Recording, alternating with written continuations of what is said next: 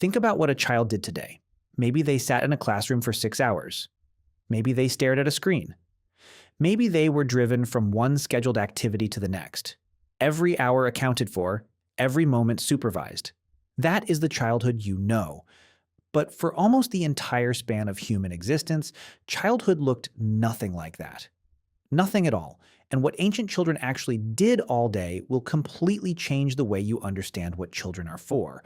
You have to go back, way back, not to medieval Europe or ancient Rome, further, to the savannah, to the forest, to the small bands of 30 or 40 people who made up almost every human community that has ever existed.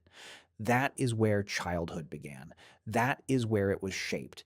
And the version of childhood that shaped your brain is not the one you grew up in. Anthropologist David Lancy has spent decades studying childhood across cultures, including the few remaining forager societies that still live in ways close to our ancient ancestors. What he found was startling. In nearly every traditional society he examined, adults did not teach children. Not in any structured way. There were no lessons, no curricula. No one sat a 5-year-old down and explained how to do things. Children learned by watching, by doing, by playing with extraordinarily high stakes. A child in a hunter-gatherer band would wake up and simply enter the world. There was no school bus, there was no bell, there was no adult waiting to guide the morning. The child would move toward the other children, and the group of children, spanning a wide range of ages, would absorb them. 4-year-olds played alongside 10-year-olds. 12-year-olds watched over toddlers. The older ones taught the younger ones without being asked to. This is called a mixed-age playgroup, and researchers believe it was the dominant learning environment for children for hundreds of thousands of years. Peter Gray, a developmental psychologist at Boston College, has argued that this structure was not accidental. It was the engine of human development. In a mixed-age group, a young child is constantly exposed to skills just slightly beyond their current ability. They are pulled forward, stretched, and the older child, by teaching, cements their own knowledge. Everyone benefits. No teacher required. What did they actually do in these groups? They played, but not the play you might picture. This was not play in a fenced yard with soft rubber equipment. This was play that blurred completely into real work. Children as young as 6 or 7 were using sharp tools, real knives, real fire, real bows, not toys, not plastic imitations, the real thing, because the real thing was the point. A child in the Amazon, among the Matsajenka people studied by anthropologist Patricia Draper, would be given a small machete at around age 5. Not as a reward, as a tool, because there was work to do and the child was expected to contribute. By age 8, a child could prepare food, tend a fire, and navigate the forest alone.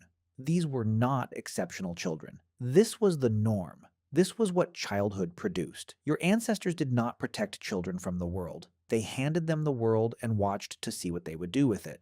That might sound harsh, but consider what that produces. A child who has been navigating real risk since age 4 develops something that is extraordinarily hard to build in a protected environment. It develops competence, confidence, the deep internal knowledge that you can handle what the world throws at you. Psychologists sometimes call this self-efficacy, and research consistently shows it is one of the strongest predictors of mental health, resilience, and life satisfaction. Now think about what happens when you remove all the risk, when every sharp edge is padded, when every social conflict is mediated by an adult, when a child is never allowed to fail without someone catching them.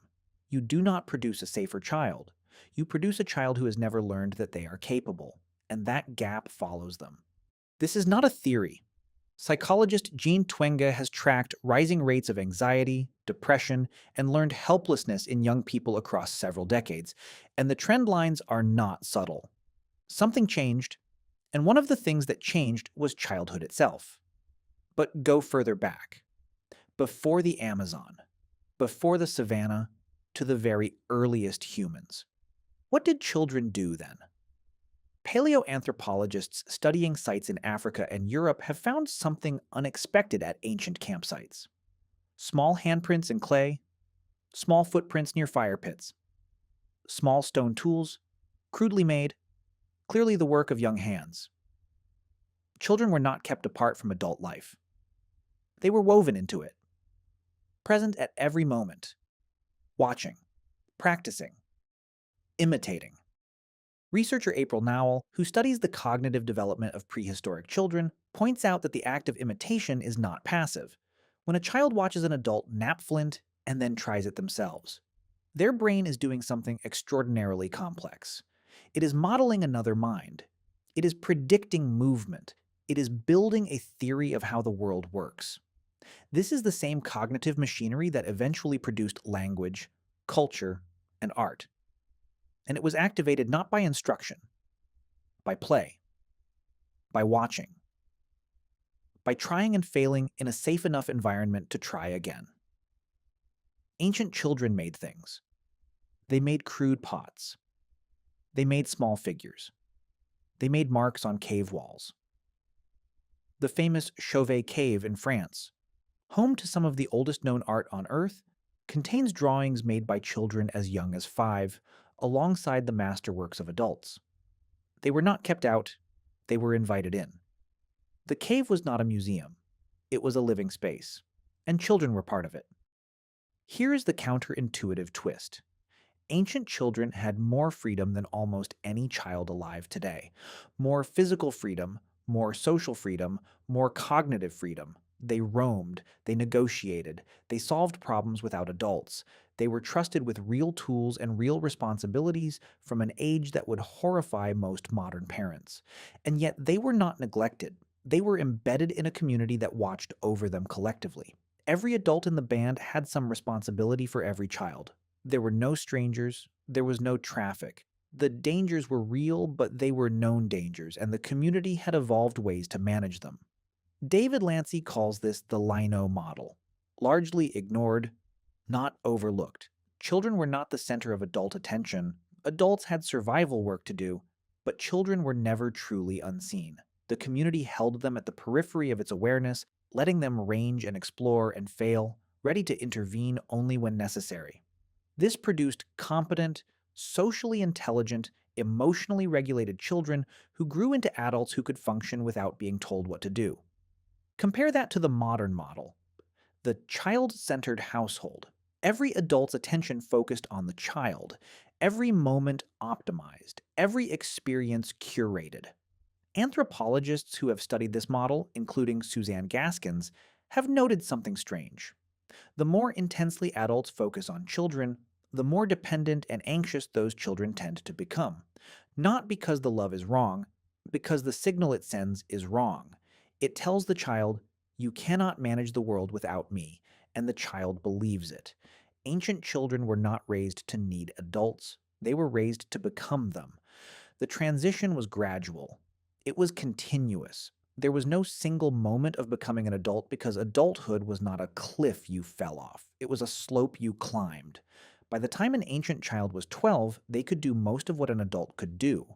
Not because they had been pushed, because they had spent their entire childhood practicing on real things, with real stakes, surrounded by people who expected them to figure it out.